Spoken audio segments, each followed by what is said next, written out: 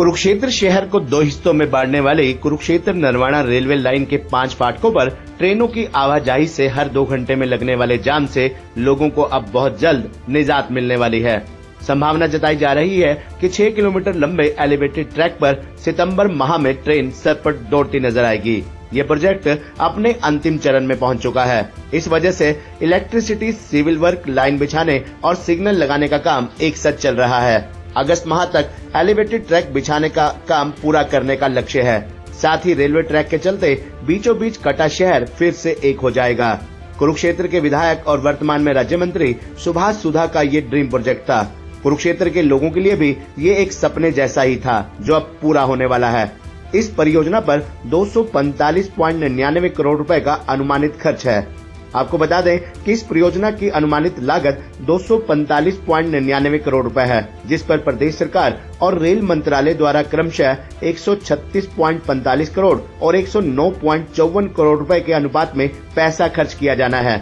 इस प्रोजेक्ट को Haryana rail infrastructure development corporation limited देख रही है। निर्माण कार्य की आधारशिला 22 अगस्त 2019 को तत्कालीन मुख्यमंत्री मनोहर लाल खट्टर ने रखी थी। आपको बता दें कि गांव मिर्जापुर के नजदीक से रेलवे एलिवेटेड ट्रैक शुरू हो रहा है, जो पुराना बस अड्डा के नजदीक रेलवे फाटक से कुछ दूरी पर जाकर नीचे उतरता है।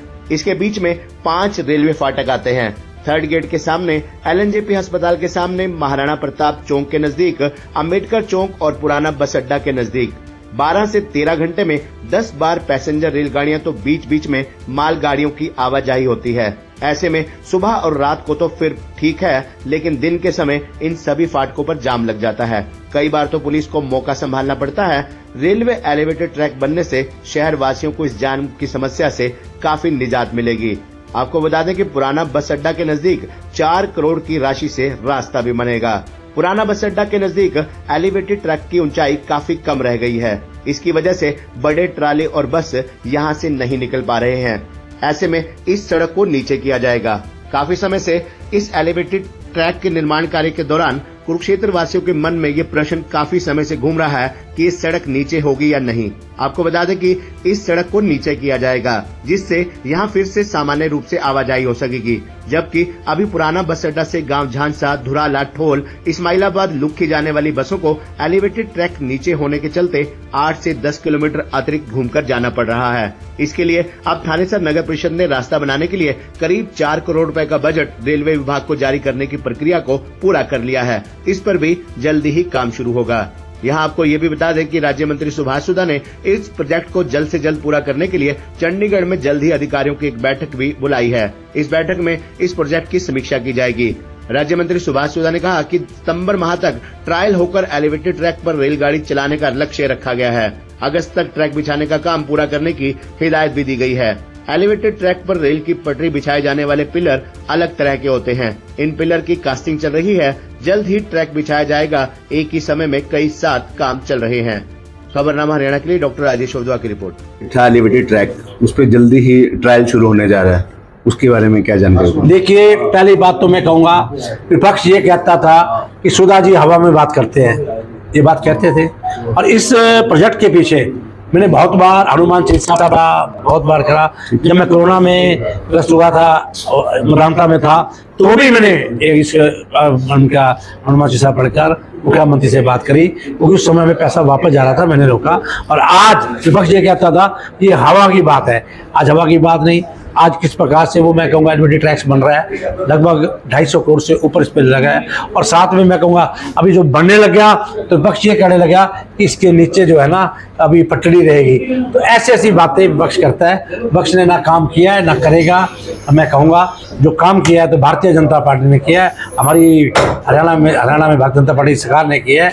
आपके भाई के द्वारा बहुत चीज़ के कार्य यहाँ पर हुए हैं। तो मैं आदरणीय श्री मनोहर लाल जी पूर्व में मुख्यमंत्री, उनका भी धन्यवाद करता हूँ। और हमारे मुख्यमंत्री श्री नायब सैनी जी के नेतृत्व में जो काम हो रहे हैं उनका भी धन्यवाद करता हूँ। ये एलिवेटेड ट्रैक की सौगात आपको बहुत जल्दी, मेरे ख्याल से अगस्त लास्ट में मिल जाएगी, नहीं तो सितंबर में आपको 15 सितंबर तक इसकी शुरुआत मिल जाएगी। लोगों को इसको बहुत बड़ा नहीं मिलेगा।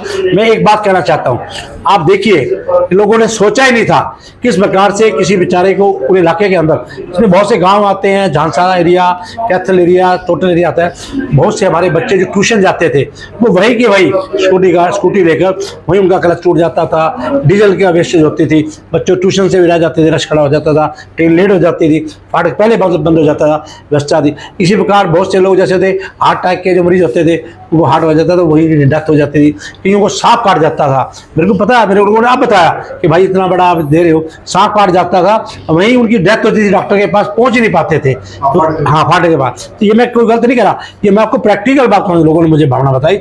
इसी तरह जो हमारे किसान भाई थे फसल लेके आते थे तो उनके ट्रैक्टर भी बहुत देर तक वहाँ खड़े थे, कितना डीजल वेस्ट था। आप देख सकते हैं कि इस फाटकों की वजह से कितना डीजल और मैं क्या पेट्रोल वेस्ट होता था। इसमें किस प्रकार से मैं कहूँगा, और साथ साथ मैं कहूँगा जो हमारे पुराने शहर के लोग हैं उनका जीवन किस प्रकार से इजी हो जाएगा। और मैं दावे से कहूँगा उनकी प्रॉपर्टी के भी 4 गुना रेट हो जाएंगे दुकानदार भाइयों के। अब उन दुकानदार भाई जो वहाँ से मकान छोड़कर, दुकानें छोड़कर इधर हुड्डा की साइड में रहते थे, वो भी अब सोचते कि हम नहीं जाएंगे, हमारे लिए यही हुड्डा है, यही सब कुछ है।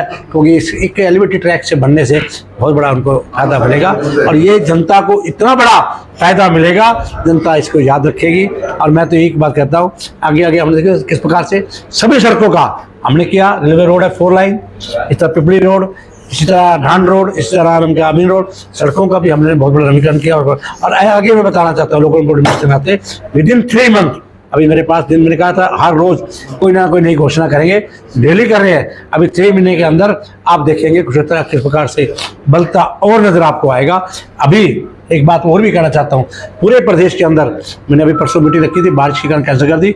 मैंने टोटल अपने डीएमसीओ को, टोटल अधिकारियों को आदेश दे दिए, कहीं भी सफाई व्यवस्था में अगर कमी मिल गई तुरंत प्रभाव से सस्पेंड करूंगा।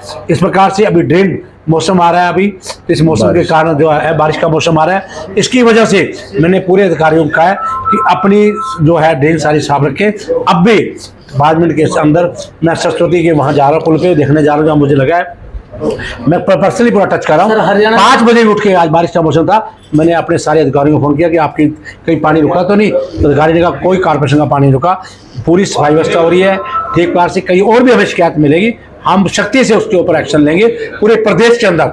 और खासतौर पर मेरी इस पर बहुत बड़ी निगरानी है। मैं कहूँगा अधिकारी एसी छोड़कर सड़कों पर उतराएं, काम करें, जनता से वे टॉकिंग अपना ठीक करें, यही कहना चाहता जी। कुरुक्षेत्र में एलिवेटेड ट्रैक का जो ट्रायल है जुलाई महीने में शुरू होने जा रहा है, संभावना है कि आने वाले 2 महीनों के बाद जो है ट्रेन चलनी भी शुरू हो जाएगी, क्या कहना चाहेंगे भाई साहब? एलिवेटेड ट्रैक शुरू होने से कुरुक्षेत्र के 5 रेलवे फाटक जिन पर सदा जाम लगा रहता था, उससे लोगों को निजात मिलेगी, लोगों को बहुत सुविधाएं होंगी, उनका आना जाना सुगम होगा। पूरे हरियाणा में रोहतक के पश्चात कुरुक्षेत्र ही एक ऐसा नगर रहेगा जहां पर एलिवेटेड ट्रेन चलेगी, एलिवेटेड ट्रैक के ऊपर ट्रेन चलेगी। एक रेलवे फाटक को हटाने के लिए, बंद करवाने के लिए सदियों बीत जाती थी, सालों लग जाते थे। मैं अपने 20 साथियों के साथ मोहन नगर फ्लाईओवर जो दूसरा पार्ट बना था उसके लिए एक दिन सेंट्रल जेल अंबाला में रहकर आया हुआ हूँ। पहले यहाँ एक ही फ्लाईओवर था, उस पर एक बार एक्सीडेंट हुआ, एक नौजवान बच्चे की डेथ हो गई थी। तो हमने मोहन नगर चौक के ऊपर जाम लगाया था कि इसको डबल बनाया जाए, और उस जाम के कारण हमें एक दिन 21 लोगों को अंबाला सेंट्रल जेल काटनी पड़ी। अब ये जो एलिवेटेड ट्रैक बना है जो चालू होगा, ये शहर के लिए क्या, ये पूरे क्षेत्र के लिए एक बहुत बढ़िया आइटम होगी, जो कि हम लोगों को बिना जेल में गए और मात्र 5 साल के एक ही टर्न के अंदर सरकार ने इसको बनाकर आगे चालू करने का हमारे को उपहार दिया है, तोहफा दिया है। मैं इसके लिए सरकार का और जो जनता ने सहयोग दिया है, इससे परेशानी भी हुई है जब ये बन रहा था, तो वो जनता ने जो सहयोग दिया है उसके लिए मैं दोनों का बहुत बहुत धन्यवादी हूं।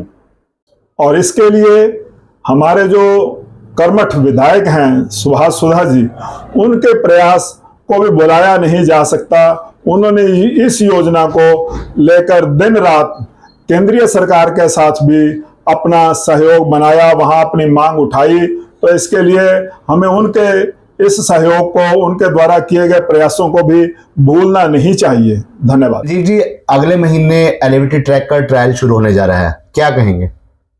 देखिए राजेश जी, एलिवेटेड ट्रैक का जो ट्रायल अगले महीने होने जा रहा है, मैं कहूंगा कि ये हरियाणा सरकार की एक बहुत बड़ी सौगात जो कुरुक्षेत्र वासियों को, और मैं ये भी कहूंगा कि हमारे माननीय मंत्री सुभाष सुधा जी के प्रयास से जो मिली है ये सौगात, इससे 5 फाटकों पर जो जाम की स्थिति बनी रहती थी, शहर वासियों को जो निकलना होता था तो बहुत 1-1 घंटा फाटकों पे जाम हो जाता था, उस जाम से निजात मिलेगी। और एक ये बहुत बड़ी सौगात कुरुक्षेत्र के लिए हरियाणा सरकार की तरफ से है, और जुलाई में इसका ट्रायल होने जा रहा है।